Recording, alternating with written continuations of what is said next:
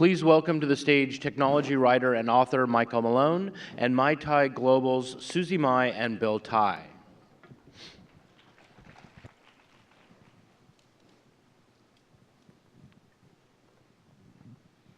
Since we're being filmed, the chairs are this way, but we're all going to turn this way, so bear with us, folks. Let's talk about MaiTai Global. Tell me a little bit about it. You want to start? So MaiTai Global is basically a community of extreme athletes like Susie, who's a Red Bull athlete in kiteboarding, a bunch of very innovative, kind of tech entrepreneurs and folks that have started companies that have hit, and some that not yet, that will hit later, but just a great group of people that share a passion around extreme sports and philanthropy. And actually, the best way to explain what we do is to roll a video. So we do have a video back there. If you guys in the AV crew could roll the MaiTai 2012 video.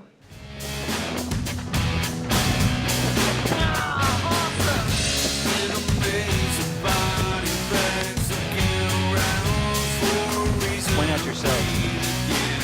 You're looking at $7 billion in market value skating across the clear blue waters along the white sandy beaches of Maui. These are adventure-seeking entrepreneurs, executives, and investors, along with professional kiteboarders from around the world, celebrating their shared passion for kiteboarding. 6 years in the making, the event started by Charles River Ventures partner Bill Tai and professional kiteboarder Susi Mai was the most epic MaiTai event yet. Locals are like, what's going on? There's so many kites out. I've been here a couple years, and no question, this has evolved amazing. This year, we were overwhelmed with requests to attend. We had over 1,000 people send in inquiries. And really, just the nature of it, we can't have 1,000 people. So we limited it to 150 amazing people. The event is blown up, and I'm not just talking about these dolls. There was plenty of big air. Yeah, watch this.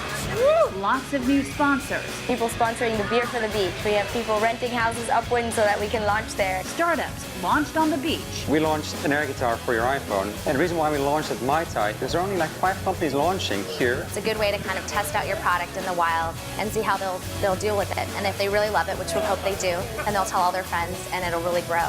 So what's Pop? Actually, no. Pop is actually a stealth product, and we were using MaiTai to try to do some launching and get some user feedback on it. So we'll be putting this one on Kickstarter in a month, so you have to wait till then. The biggest announcement of the week, kiteboarding's now an Olympic sport, thanks in part to Bill Tai. I think because of the visibility of this group, the head of the International Kitesurfing Association asked me to help him out on a group that he calls the Olympic Ambassadors. And on that group are Richard Branson, myself, a 9-time world champion in kiteboarding named Kristen Bowes, Olympic athletes in other sports who happen to kite, and all of us were excited to help him get kiteboarding into the Olympics. And lo and behold, a few years later, it's actually happened. And kiteboarding is going to be included in the Olympics in 2016 in Rio. So it'll only get tougher for MaiTai organizers to maintain the event's exclusivity. But the brand is evolving to create greater opportunities for adrenaline-loving techies to go big outside the boardroom. This year we formed MaiTai Global as a nonprofit, and our goal is to take it beyond just a conference or a meetup in Maui, but to really do a global community. We're going to do meetups and events around the world, and it's all about the people, it's all about the community. We're going to branch out into other sports. We've already done snow kiting, we're going to do snowboarding, skiing, you name it. And we're going to fuse together that passion for tech business and entrepreneurs and investing, and then adrenaline sports.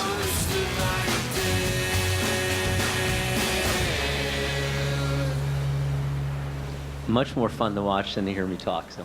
Yeah. Okay, so flesh this story out a little bit. That's 2012. What's happened since then? Well, so right then we were forming it as so it had roots that span back maybe another five or 6 years as actually a group of windsurfing folks that were tech executives in the Valley. And the sport of kiteboarding kind of came onto the scene, and the demographic of the people that were kind of joining our little weekends got a lot younger and a lot more aggressive and entrepreneurial. And then Susie got involved with her Red Bull and Cabrina kiteboarding background, and it just took on kind of a life of its own. So where were you guys doing it here in the valley? Well, we kite. Coyote Point up there? There's a lot of windsurfing that happened at Coyote Point. It's sort of shifted just a little south of 3rd Avenue. Okay. It's sort of the mecca for kiteboarding. There's a lot of kiting at Crissy Field in San Francisco, out in the ocean side at Waddell Creek. But the group sort of, we turned it into this nonprofit, as mentioned, and we are now finally approved. The IRS takes a little while to do that. It took us 3 years to get a 501c3. And we now actually have taken the power of the community and entrepreneurs as part of our group to fund a lot of really interesting charitable causes. Okay, so how did you two meet? It was really random. I got introduced by email by, I guess, one of your college friends, right? So I'm German, but I was raised in the Dominican Republic. My parents were sort of windsurfing hippies, and they decided they were going to leave Germany. I was 5 years old at the time. Now, where was this? This is in the Dominican Republic, Okay. on the North Shore.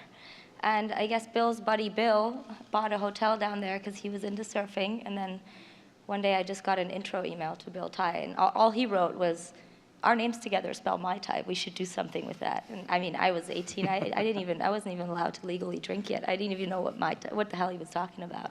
So that's how that started. So give me the genesis of turning this from a club to being an actual nonprofit to being a full-blown event. And is there any advice you can give these people out here that might want to start a nonprofit? Yeah. So again, a lot of questions in there. I think. So advice first. I think the reason this whole thing works is because we have a community of people that is really passionate about what they do. And I'd say that's kind of the intersection of two circles. One is the extreme sports angle, and the other is entrepreneurship. And there was a reference earlier in the video, $7 billion of market cap skating across the ocean. That came from the reporter doing the story had added up the market value of the exits, either IPO or sale value, of companies in the last 18 months prior to that event. And so I guess, the advice would be work with outstanding people in any, if you can find a common point of interest and get people to rally around it, it's a lot of fun, and it will bring you a lot of rewards. Okay, well, I'm struck you talk about common interests and that sort of thing. This strikes me as a very interesting nexus. It's almost like a new phenomenon we're seeing, where, for example, you guys are a combination of tech executives, venture capitalists, and athletes. It's about kite surfing, it's about having fun, it's about tech networking, and it's about investment. I mean, these are combinations that haven't appeared in the past. Is this like a new phenomenon, and do you see it growing? It is actually. I think so. A little more background. I've actually I was trained as a silicon chip designer, and I've been in the tech business since the mid '80s, if you can believe Anybody that. that worked for Wilf Corrigan deserves a long and extended vacation at the beach. He was awfully nice. He had this reputation as this sort of a guy that would play General Patton, clips of General Patton movies at meetings. And I heard all these horror stories as I was joining the company, but I found him to be awfully nice. And I think maybe it's because This was LSI Logic. This is at the start of LSI Logic, yeah. But I think observing the change in technology over the last couple of decades, I think the thing that's happened that's enabling the thing that you were asking about is the kind of the democratization of capital and knowledge. Back then, all the companies that were getting started, like Intel, National, AMD, I mean, they preceded my coming to the Valley, but those were like super heavy technology, super arcane fields of interest where a small number of people had to raise a lot of money to get a startup off the ground. And clock forward a couple of decades, Mark Zuckerberg can start a Facebook in his dorm room by himself with no money. So I think we're in a world now where you have a lot of entrepreneurs that can emulate that kind of model, that are also very just dynamic, passionate, excitable people that like to do stuff like this. And Susie and I have become kind of like a light to a bunch of moths, and we have a lot of fun with them. Susie, did you have any background in technology before all this started? No, I didn't even know. I mean, I I'm didn't curious. even have a One of the things phone. about these mashups is people are very different. Yeah. And I mean, I wonder how the technologists talk to the athletes and vice versa. And when they're making business presentations, what are you thinking? Well, I mean, I think there's just a great synergy between the entrepreneurs and the athletes on like a base level, because if you're going to be a pro athlete, you have to go for it, right? And if you're going to be an entrepreneur, start your own thing and put everything on the line. It's very similar mentality, I think. Of course, they watch us out there doing crazy tricks. They're like, I don't even understand how to even begin to learn that. And then we're watching them write code, you know, and it's the same for us. So I think it's just cool because there's a sort of mutual admiration between the two groups, and it really brings them together. Entrepreneurs tend to be also hyper-aggressive and competitive. Very competitive. Do you worry about their safety out there? Oh, every day. Okay. I mean, they're trying stuff that I definitely don't recommend they should try, but they're going for it, so. No injuries yet, except for Bill. Bill always gets hurt. Now, give me a, reading all the website material and everything else, I'm still confused what your business model is. How do you raise money? What percentage of this is doing business and getting startups funded and you being a venture capitalist, and how much of this is supporting nonprofit activities? Yeah, so the business model is evolving. When this really started its kind of point of traction, I was just setting up the West Coast office of a venture firm here called Charles River Ventures, started out on the East Coast. Venerable. Formed in 1970. Yeah, how do you fit in with those guys? I was a little bit out of the box for the group, but I think they knew they needed something different to kind of get things going. And you know, I certainly changed the way we were doing things out here, and we were like kind of an old line telecommunications-oriented venture firm. And stepping onto the playing field, I was at IVP before, but when I wanted to get this kind of effort going, I knew we needed something different to break into the market, and we did a couple of things. One was I hired a great partner, George Zachary, and he's gone on to just hit it with Yammer and Millennial Media and was responsible for seeding Twitter for us. But among the other things we did is we used some of these things like, you know, our passions to drive networking events. So for us, it was never a business as a standalone group. It was a way to meet really cool, interesting entrepreneurs, and folks like Susie could coach them and teach them and get more to come. So as it started to grow, we started to realize that the group had a lot of resource to do good. And you hear, you know, a phrase like, I don't know if you're a Burning Man type of person, but, you know, Burning Man, you go to Burning Man and you want to leave it exactly as it was before you came. And Susie came up with the idea, well, why don't we leave things in a better state after we leave than when we came? And so we started to do little fundraisers to do charitable, to fund charitable causes. And actually, we'll throw a video up now. If the AV guys could throw up a video, we actually sponsored something that we're all passionate about. A lot of us are sort of ocean people, and we wanted to do something for the environment in the BVI with a very special person we do some things with. And if you guys could roll the shark tagging thing. We're out here today in the British Virgin Islands in search of sharks. British Virgin Islands is becoming a shark sanctuary where they're going to be protected. Many shark populations globally are threatened with extinction. And if you remove animals at the top of the food chain, like sharks, you're going to see a cascading, rippling domino effect to other animals. Sharks are under threat globally. There's 1.5 million sharks a week are killed for their fins by the Chinese just to make Chinese soup. And you know what we're trying to do is get different countries to change their laws to stop that. So wonderful organizations like Wild Aid are working hard to try to get on top of the problem. It's really exciting to have Richard on board. It's really cool to be on board with someone, you know, hopefully we can learn from, but, you know, hopefully he can learn from us. I think the impact of this type of operation is going to be to raise awareness for what ocean wildlife is all about. You know, Richard's efforts to make this a shark sanctuary, it's impactful and important. I think and learn about sharks and ocean life. I think it's important. Learn and spread it on to your kids. Sharks don't have members of parliament to protect them. They don't have, they don't have a prime minister to protect them. And therefore it's the people of the world that have to protect the species of the ocean. If we monitor our oceans carefully, they can feed the world. If we don't monitor them carefully and we decimate the species in the oceans, they will serve us no purpose in the future.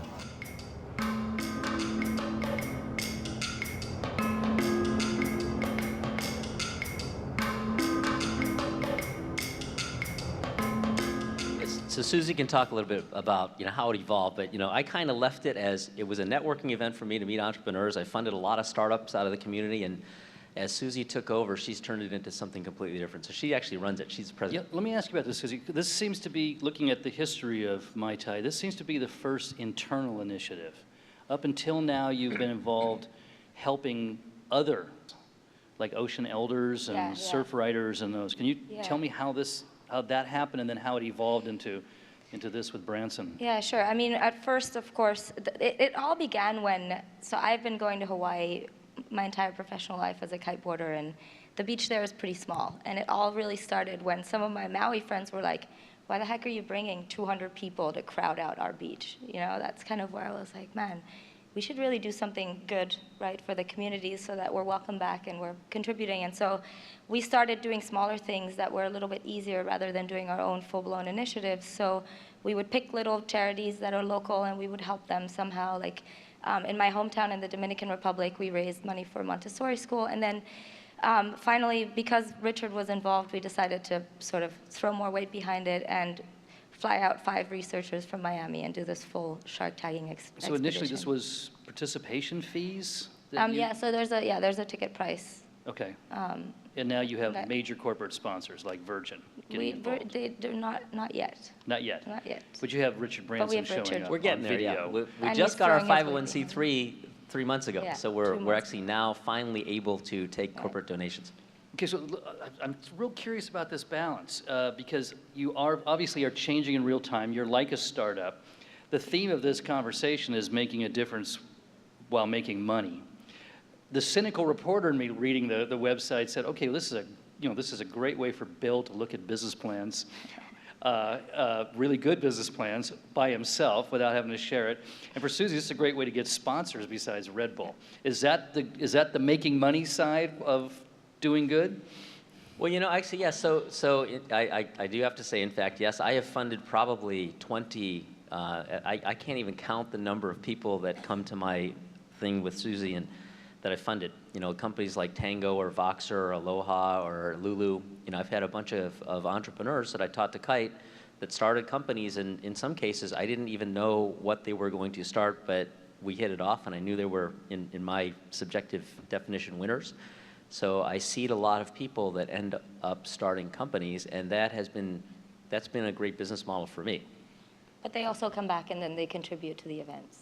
Right, okay, as sponsors after they've created their company, they get successful. Now, the number of these events has grown too, right? Yes. And the locations. It's not just Maui anymore. I mean, it's sort of amazing. Give me a list of where you guys have been the last 2 years. Oof. Just this year alone, we started off on Necker. We go to Necker Island twice a year. So you went to Branson's house. We did, and then we also went to a ski house in Verbier because we branched out into other sports. So we have skiing, we did Whistler for mountain biking, we were in Australia, Ireland. I mean, we have 13 of these now. So is this the vision of the future, that it's multiple events, all extreme sports? Yeah. How many people do you expect, how many startup folks do you expect to run through this program in a given year? In the years to come. I'm very interested in 5 years out what you guys look like, because you've come this far in just 3 years. Well, so it is evolving, and I don't know, exactly. I can't call this specifically a business plan, but I can tell you what I feel like we're not really laying out a plan and building to a plan. We are steering away from. And I tell Susie, you know what? This is a lot like an open source community, because we have people from all over the world asking us to come do things with them or to help organize something if we'll bring community and things with it. If there are a couple of other sort of derivative things that have happened, because we have this sort of a very strong network of entrepreneurs, and because technology has gone very global, it used to be very concentrated here in California, we do run a bunch of startup competitions. And that started in Australia for me 4 years ago. It's culminated into something that you guys may or may not have heard about called the Extreme Tech Challenge. But we recently closed off applications for 1,700 companies applied. We're going to pick 25 that are semifinalists. 10 go on stage at CES. So we have Gary Shapiro, the CEO of CES, as one of the judges. The 10 present at CES January 6th. We pick 3, and those 3 come to pitch Richard Branson and Felix Baumgartner, the guy that jumped from space. and Lars Rasmussen, inventor of Google Maps, Young Sohn, the president of Samsung SSIC. So interesting people from a community then become mentors, judges, investors in interesting startups. So that's one element of that, but I think the other thing that's going to happen, I think, and again, I'm just steering away, I'm not predicting, just watching it occur. There's a lot of critical mass around what we're doing with Sir Richard in the BVI, and I see sort of a spot in the market for a next generation of people that might have wanted to go to the World Economic Forum 20 years ago, Right. But are a little bit more active. And so, I mean, in a weird way, it has a resemblance to Davos in the sense it's bringing together diverse people and then growing organically, but with a whole extreme sports addition to it. I mean, is this like a cultural phenomenon? Do you see clones of this appearing? Do you see you guys? Yes. Okay. Go ahead. The Founders Kite Club, they started a couple of years ago, and we knew when that happened that, we were onto something. So in a weird way, this is capturing the gestalt of being an entrepreneur in the 21st century. You're into extreme sports, you're doing a lot of traveling, and you want to, wherever you go, do your business, do your networking, raise money. Yeah, I always tell entrepreneurs, the best companies are, if you're an entrepreneur, you look for a wave to ride where you're not alone.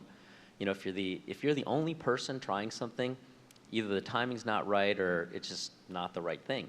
But if you have other people on the wave with you, it might be the sign of a movement or the right time for something to happen. And I'm enjoying all your surfing metaphors here too. Yeah, so I think an entrepreneur can only ride. You can ride a wave, you can't make it.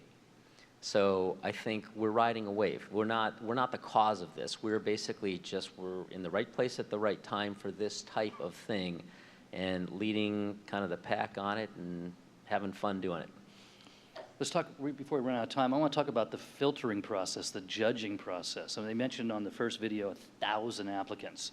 Now you're talking 1,700 people for the tech challenge. That's a lot of people who aren't making it through the door.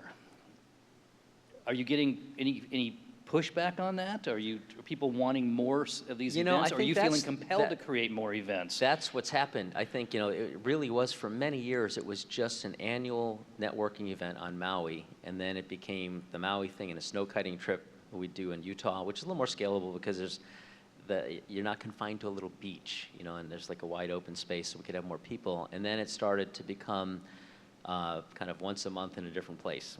And we're still trying to figure that out. I think we might have a more scalable venue in Necker Island. If we at the end of our startup competition with this is Branson's private island. Yeah, and there's another island next to it that's a little bit bigger, and we're going to experiment this year and try to have a bigger kind of a little party at the end. And maybe Rob Garza, we're going to ask Rob Garza from Thievery Corporation, maybe if he'll come DJ, because he played at a venue that we were affiliated with at Robot Heart and Burning Man. Okay, so see, this started out as kite surfing, and now it's skiing, it's bicycling. I mean, is this getting out of your comfort zone? Were you always doing this kind of stuff? Are you participating in all these different things? Yeah, I'm definitely participating. I'm finding it really fun to start doing other stuff, and we're actually going to have our last event of the season, October 23rd, is a supercar experience in Vegas with a professional racing driver. So if anyone's still interested, you can find us later. And the comment you made out of her comfort zone or mine, one of our kind of members, if you call him that, Lars Rasmussen, he says innovation happens outside of your comfort zone. So I think what the ethos of the type of people that we attract are people that like to live outside of a comfort zone. Because if you go through life kind of just in your little shell, it's by definition entrepreneurs. Yeah. So I think we love people like that. So if you have that ethos, come talk to us. Okay, we have 10 seconds. Give me the elevator pitch for MaiTai Global in 2020.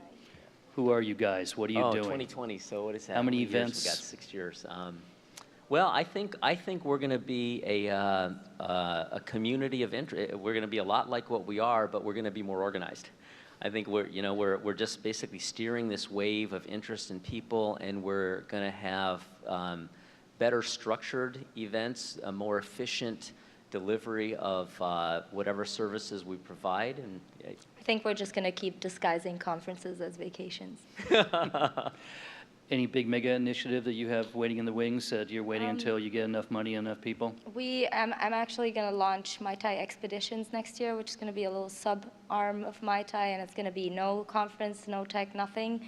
Just take people to a really crazy place to kite surf, and then have a nonprofit thing attached to that. And we're actually looking at starting in Kenya on a big lake that has a floating hospital on a boat, and we're going to try and kite and support them. So. And actually, I do want to mention that on one other initiative that's something that we're experimenting with that I think we're going to deliver on. We are trying to create a way to use new technology. You know, Techmanity. We were going to try to launch it here if we were ready, but we weren't. To have automated drone surveillance of endangered species. So if you look at it, we actually we bought the domain name recently, satao.org, after an elephant. If you just Google search Satao, S-A-T-A-O, you'll see an amazing, beautiful elephant that was kind of a genetically different elephant that had giant tusks, more like a mammoth than an elephant. And somebody shot him with a poison arrow and cut his face off to take his tusks. And what we'd like to do is take technology that exists today, drones that have a base station that has an automatic battery swapper, so that there is a drone following from high altitude each important animal 24 hours a day, and live streaming that onto a site with a little iframe around it where people can actually sponsor time and say, you know, this hour of surveillance sponsored by Michael Malone, you know, things like that. So we're going to try to find a way to do things with the community of people we have and technology we have to do good things. Susi Mai, Bill Tai, MaiTai Global, thank you very much. Thank you all.